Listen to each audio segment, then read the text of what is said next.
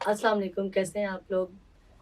आज की पॉडकास्ट में एक नए अमेजिंग मेहमान के साथ महताब खान तनूरी हाजिर है।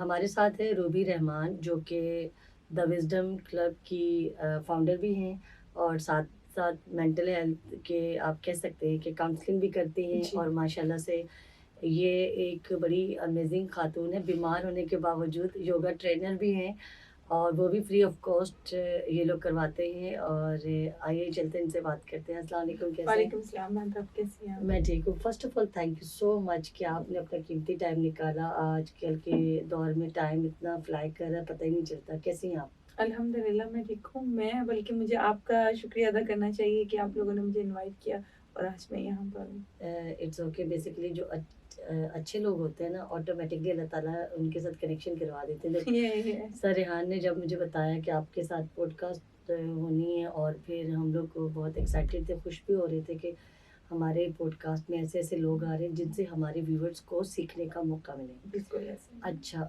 रूबी, ये बताइए कि ये आपकी क्या कहते हैं कि आप योगा ट्रेनिंग जो देती हैं वो भी फ्री ऑफ कॉस्ट। जी, तो बिल्कुल। आप लोगों की जो एनजीओज़ हैं, उनकी जो ट्रेनर्स हैं, तो कितना टाइम लग जाता है? और योगा करने के लिए क्या ज़रूरी है और क्यों योगा करना चाहिए? ये ज़रा हमारे व्यूअर्स को बताएँ।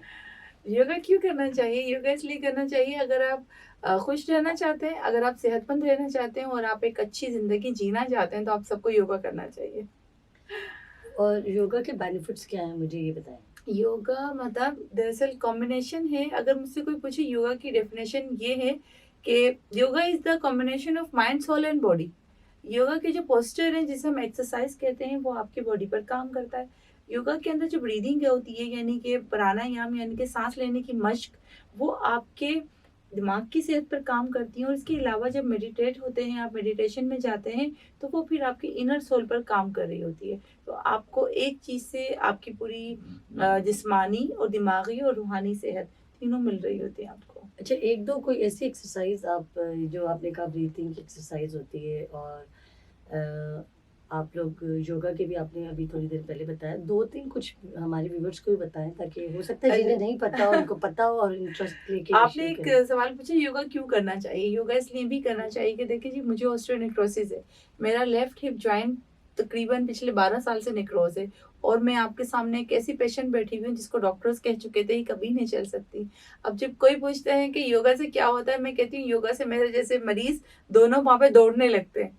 जो पहले चलते थे योगा करने के बाद अब दौड़ने लगते हैं, तो योगा से ये होता है। और दूसरी बात देखिए मतलब मैं एक चीज़ बताती हूँ आपको, जो सर्वाइकल है ना हमारे यहाँ हर दूसरे इंसान को नहीं, हर इंसान को है सर्वाइकल, जो कि यहाँ पर जिनके पेन होता है। एक तो मैं उसका ये बता देती हूँ, नेक की जो आप जितनी भी एक्सरसाइज करते हैं, नेक की मूवमेंट वो आपके सर्वाइकल पेन को रिड्यूस करती है। और सेकंड, आपने सिर्फ एक काम करना है, आपने सीधा बैठना है, अपना पोस्चर यानी कि अपने बैठने का अंदाज अच्छा कर ले। आपने अपनी पूरे हिप जॉइंट पर, हिप बॉल्स पर बैठकर अपनी जो कमर है उसको बिल्कुल सीधा रखना है। जब आप अपनी कमर को सीधा रखेंगे तो आपको बहुत सारी कमर के दर्द और आपके जो जो मैंने बताया कि शोल्डर्स वगैरह के जो पेन है वो चले जाते हैं। और आपका माइग्रेन पेन अगर हो तो क्या करेंगे? माइग्रेन पेन हो तो इसी के लिए प्राणायाम करते हैं, यानी कि हम ब्रीदिंग की एक्सरसाइज करते हैं। ब्रीदिंग की एक्सरसाइज इस तरीके से कि आप कहीं पर भी आरामदेह जगह पर बैठ जाइए, टेक लगा लें या ना लगाएं ज़्यादा बेहतर है। उसके बाद कुछ हमारी सबसे पहले तो मतलब एक बात बताऊं, हम में से आप भी सही प्रॉपर सांस लेती नहीं है।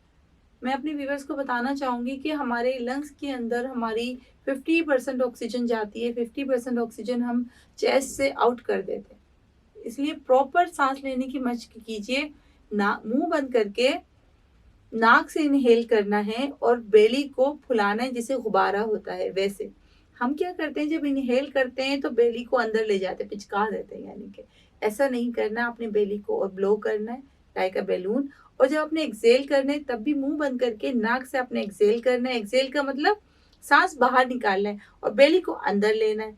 और आपने इसी तरीके से अगेन आपने इनहेल करना है। इनहेल का मतलब ये होता है कि आपने साँस खींचना है और एक्सहेल का मतलब होता है सांस बाहर निकालना है। बस अब ये इतना सा काम कितने करेंगे। मिनट तक करेंगे? अच्छा, अब कितने मिनट तक करना है ये मैं सिर्फ आपको ब्रीदिंग का स्टाइल सही करने की बात बता रही थी। और आपका जो माइग्रेन है, आप सिंपल सी एक्सरसाइज ले लीजिए। आपने एक नोस्ट्रल्स को बंद करना है। अब चाहे तो एक फिंगर टिप यहाँ पर रख लीजिए और इससे इनहेल करना है। इनहेल का आपको पता चल गया क्या होता है। इनहेल करके इस नोस्ट्रल्स को बंद कर लेना है। इस नोस्ट्रल को बंद करेंगे तो फर्स्ट वाला जो नोस्ट्रल है उससे एक्सहेल करना है, फिर दोबारा इसी से इनहेल कर लेना है। ये आपने एक इनहेल और एक एक्सहेल, ये एक सेट हो गया। ऐसे आपने 10 टाइम्स करना है, इनके 10 सेट्स करने हैं। इसमें आपको लग जाएंगे 5 to 7 मिनट्स, ठीक है। ये आपने सेट्स दिन में 2 मरतबा कर लेने हैं। अच्छा रूबी, ये भी बताते चलें कि राइट टाइम कौन सा है ये योगा करने का? राइट टाइम जब भी आपका पेट खाली हो तो वो बड़ा राइट टाइम है। आप अगर स्पेशली योगा को प्लान कर रहे हैं तो आप ऐसा कर लीजिए कि सुबह नाश्ते से पहले और शाम को असर और मगरिब के दौरान, जब आपको लंच किए हुए 3 से 4 घंटे गुजर जाए, तब आप उसको योगा को कर सकते हैं। और वैसे अगर प्राणायाम यानी कि ब्रीदिंग की आप बात कर रहे हैं तो ब्रीदिंग तो आप हर नमाज के बाद या नमाज पर ही बैठकर 5 मिनट्स कर लें तो वो आपके लिए बहुत अच्छी हो जाएगी। ये बताइए, बीइंग अ फीमेल माशाल्लाह इतनी एम्पावर भी हुई हैं आप, किससे इतनी इंस्पिरेशंस ली?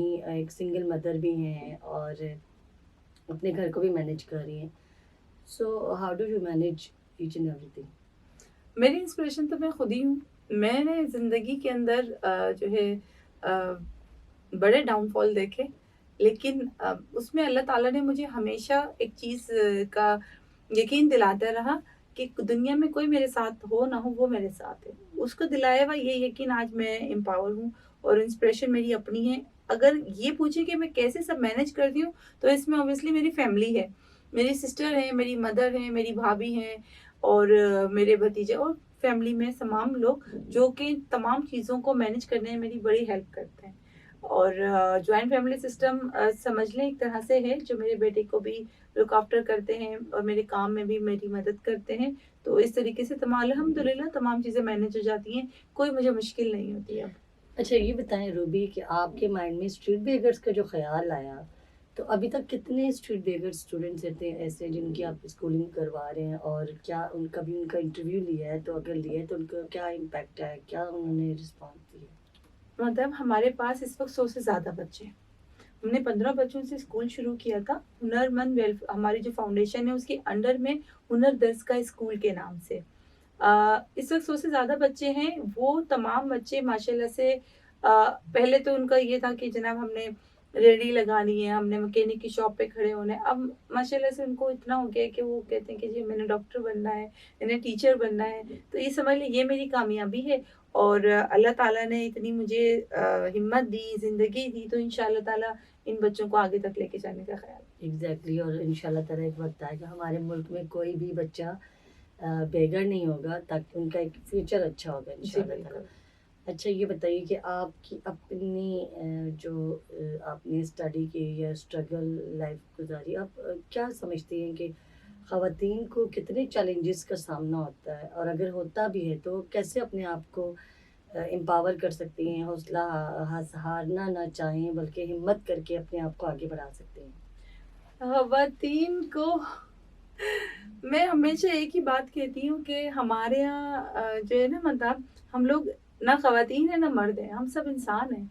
तो इंसान होने के नाते से हर मर्द को भी प्रॉब्लम्स आती हैं सोसाइटी में काम करने के लिए, मूव करने के लिए, और मर्द की ज़िंदगी में भी अप एंड डाउन्स आते हैं, ठीक है। अब अगर सिंगल वुमेन होती है तो हमारे माशरे का अलमिया ये है कि वो हमें बताना शुरू कर देता है कि जनाब हम तो खतरे से दो चार हैं। ऐसा कुछ भी नहीं होता। आप अपने आप को बिल्कुल रिलैक्स रखिए, लेकिन एक चीज़ आपको अपनी कंफर्ट जोन से निकलना पड़ेगा। ख़वातीन ने जो एक माइंडसेट किया हुआ है ना जनाब, उनको खाना बनाने के बाद दोपहर के बाद आराम ज़रूर करना है। सॉरी टू से मैं तमाम ख़वातीन को के माज़रत के साथ कहना चाहूँगी, हम थोड़े आराम परस्त हैं। हम समझते हैं कि आराम करना बड़ा हमारा हक है। उससे यकीन करें, आराम करने से शायद किसी की मौत वाक़ई हो गई हो, लेकिन काम करने से कोई नहीं मरता। काम करने से इंसान की ज़िंदगी लंबी होती है। हमारी ख़वातीन का ये अलमिया, तो मैं इसलिए ख़वातीन को सिर्फ ये मैसेज देना चाहूँगी कि प्लीज़ आप सिंपैथी के लिए मत, सिंपैथी सीकर मत बनी रहा करें।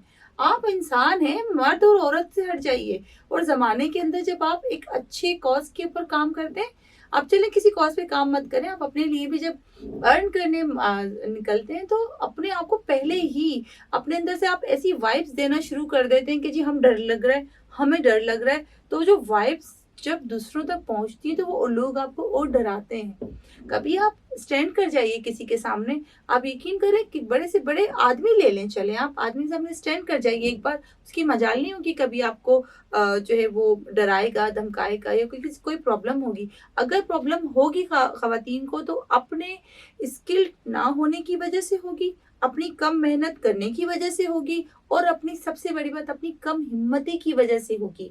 आप स्टैंड कर जाए, मेरा आपको मैं अपनी जिंदगी से बता रही हूँ आपको कि आप एक बार स्टैंड कर जाए जमाने के सामने, आप खड़ी हो जाएं डट के, लोग अपने घर वालों के सामने, अच्छी बात के लिए, अच्छी कॉज के लिए, अपने राइट्स के लिए। तो और अल्लाह पाक ना सब आसानी कर देता है। मैं तो कभी भी ये नहीं सोचती कि कोई बंदा मेरे लिए आसानी करेगा, मैं हमेशा सोचती हूँ कि मैं अच्छे काम के लिए खड़ी हूँ, डटी हुई हूँ, तो अल्लाह ताला मेरे लिए आसानी कर देता है। तो प्लीज मैं खवातीन को मैं कहती हूँ कि ये मत कहा करें कि हमें कोई प्रॉब्लम है, नहीं। फिर हमारे मुल्क में मेजॉरिटी ऑफ द फीमेल्स बहुत सारी ऐसी हैं जो कि माशाल्लाह से अपने उनके अंदर ये क्वालिटी होती है, अपने हस्बैंड को, भाई को, फादर को राज़ी करती हैं। जैसे हमारे सोशल मीडिया इंक्यूबेटर में काफ़ी ख़वातीन ऐसी थीं कि जिन्हें ऐसा लगता था कि दे डेड, उनको कन्फ्यूजन होता था। लेकिन जब जब हम जैसे अब अवेयरनेस देंगे, आपने भी अभी बताया, अवेयरनेस मिलेगी तो वो ऑलरेडी ऑब्वियसली कि वो कहीं न कहीं उनकी कुछ लिमिटेशंस होती हैं, कहीं न कहीं जैसे हमारे कल्चर में अलाउ नहीं करते, तो ऑनलाइन अर्निंग की तरफ आ सकते हैं, घर बैठे भी कर सकते हैं और आगे बढ़ भी सकते हैं। लेकिन अगर हम बात करें कि हमारे जो जो ख़वातीन कर रही, जैसे आप भी खातून हैं, आप भी माशाल्लाह कर रही हैं, तो आप भी इसी मुल्क में रहती हैं, तो आपको देख के इसकी इंस्पिरेशंस आ सकती हैं और लोग सीख सकते हैं कि हमारे यहाँ ख़वातीन को देख के, आपको पता है कि फ्रीलांसिंग में काफ़ी लोग एक्सपर्ट हो रहे हैं। जो एप्लीकेशन थी चैट जीपीटी का, आपने नाम सुना होगा, उसको बनाने वाली भी एक खातून थी। तो इसी तरह से हम एक दूसरे से सीखते हैं। तो बिल्कुल सही कह रही हैं और आप। कुछ ऐड करना मतलब चाहेंगे कि आप? हम सीखते हैं। एक खवातीन को और मैं मैसेज देना चाहूंगी, मतलब कि सीखें, लर्निंग। आपकी शादी हो गई, हम बैठ के थे बस जनाब दुनिया का सबसे बेहतरीन काम कर डाला हमने, इसके बाद तो फुल स्टॉप लगा हुआ है जिंदगी के अंदर ना, नहीं। शादी हो गई सो व्हाट, लर्निंग स्टार्ट रखी, लर्निंग कंटिन्यू रखिए। बच्चे हो गए तो बिल्कुल ही डेड हो गए, उसकी बात तो जनाब कल का मुंह धुलाता और दूसरा दिन में गुजर गया पता ही नहीं है। तो क्या हुआ, सो व्हाट, बच्चे हो गए तो अपने आप को ग्रो कीजिए। पता है क्या हमारे यहाँ मतलब क्या प्रॉब्लम कहाँ से शुरू होती है, जब एक औरत अपने आप को समझने लगती है कि मैंने जो सीखना है ना वो खत्म हो गया, जो अर्निंग है ना वो नहीं करनी, क्योंकि मैंने तो भाईजान और अब्बू जी हैं, उसके बाद मियाँ जी हैं, उसके बाद बेटा जी है। तो वो ये जो डिपेंडेंसी है ना ये औरत को कमजोर बनाती है। एक बात याद रखिएगा, अगर आप डिपेंड कर रही हैं अपने हस्बैंड के ऊपर, आप कमजोर हैं। अगर आप अपने हस्बैंड के साथ फ्रीलांसिंग घर से कर रही हैं जैसे रिहान भाई करवा रहे हैं, तो आप समझिए आप कमजोर नहीं है, आपकी लर्निंग हो रही है। तो ये चीज हमारी खवातीन को और भी कमजोर करती है कि वो घर में बैठ जाती हैं बच्चों के बाद और कुछ नहीं सीखती हैं, आगे अपनी एजुकेशन कंटिन्यू नहीं करती हैं, कोई स्किल नहीं सीखती हैं। तो ये मैं मैसेज दूंगी कि थोड़ा कंफर्ट जोन से निकले, सुबह के ड्रामे ना देखें। अच्छा रूबी, ये बताएं कि ट्रैवलिंग का शौक है आपको? बहुत, और मैं बहुत करती हूँ ट्रैवलिंग। कहाँ-कहाँ गई हैं? सबसे बड़ी बात तो ये बताऊं कि मेरे पास जो चैप्टर है यानी कि जहाँ मैं योगा करवाती हूँ वहां पर 50 प्लस, 60 प्लस, 75 प्लस भी खवातीन हैं। और मेरा अपना एम ये है कि हम जो shelter home, old age home हैं वो क्यों बनाते हैं, इसलिए बनाते हैं जब बुजुर्ग हमारे यहाँ किसी काम के नहीं रहते, हम क्यों ना हम उनकी मेंटल हेल्थ और हेल्थ पर काम करते रहे। मैं उनको आउटडोर एक्टिविटीज बहुत करवाती हूँ और स्पेशली उनको सी साइड बहुत लेके जाती हूँ, बीचेस पे बहुत लेके जाती हूँ। और आप यकीन करें मैं उनको बलोचिस्तान तक लेके जा चुकी हूँ। सिर्फ खवातीन के ट्रिप्स होते हैं, उसमें सारी ओल्ड एज होती हैं। आप लोग विजिट कीजिए। तो इस तरह से जो मेरा एक ट्रैवलिंग का खुद का भी शौक है और दूसरा मैं एक सदका जारिया भी कर रही हूँ कि उनको मैं अपनी ट्रैवल एजेंसी रन करती हूँ, लेकिन उनके साथ मैं नो प्रॉफिट नो लॉस पर लेकर जा रही होती हूँ। तो और माड़ा और बहुत सारे अर्बन फॉरेस्ट है वहाँ पर, इवन के हम लोग जो है वो जाम शोरो जो मछली बनती है मंजर, उस पर हम वहां पर भी जा चुके हैं। और ट्वाइस अ मंथ में उन लोगों को बीच पे लेके जाती हूँ, वहां पर हम मेडिटेशन करते हैं, वहां पर हम योगा करते हैं। तो ये बहुत जरूरी है कि हम अपने जो बुजुर्ग हैं उनको थोड़ा सा टाइम दें और उनको घर से बाहर निकालें। और उनको जब आप उनको बताएंगे कि वो अभी भी सोसाइटी के लिए कोई काम कर सकते हैं तो वो कभी भी बूढ़े और बीमार नहीं होंगे। तो ये अच्छा, करती ये हूँ। बताइए, ये जो खवातीन होती हैं old age females, senior citizens, ये रजिस्ट्रेशन करवाती हैं ऑलरेडी, जो सिर्फ योगा ट्रेनर्स होती हैं, ट्रेनिंग के लिए आती हैं वही होती हैं, या कोई भी आपसे कांटेक्ट कर सकता है? नहीं जी, मुझसे कोई भी कांटेक्ट कर सकता है। अगर कोई मेरी इस ट्रैवल जर्नी में जो है ना, ट्रैवलिंग जर्नी जो मेरी है उसके अंदर कोई आना चाहे तो मोस्ट वेलकम। आप कोई भी मेरे साथ आ सकते हो। रजिस्ट्रेशन की कोई ऐसी नीड नहीं। देखें जी कितना फ़ायदा हो रहा है, हमारे मुल्क में ऐसे ऐसे लोग छुपे हुए हैं, इतना कुछ कर रहे हैं, एंड उससे भी लोग फ़ायदा नहीं उठा रहे हैं। ये बहुत अच्छा कॉज है जो आप सोच रही हैं, जिस पे काम कर रही हैं। हमारे यहाँ लोग अनफॉर्चुनेटली सोच रहे हैं, कर भी रहे हैं, लेकिन बस दुआ करें कि हमारा मुल्क भी, एजुकेशन सिस्टम इतना अच्छा हो जाए, हमारा मुल्क भी तरक्की करने लग जाए। इंशाल्लाह। तो व्यूवर्स, ये रूबी रहमान थी, और इनके लिए एक शेर कहूँगी, है लोग वही जहाँ में अच्छे, आते हैं जो काम दूसरों के। तो इसी के साथ ही मैं ताब खान तनूरी को इजाज़त दीजिए। आपका बहुत बहुत शुक्रिया। बहुत शुक्रिया। पाकिस्तान जिंदाबाद।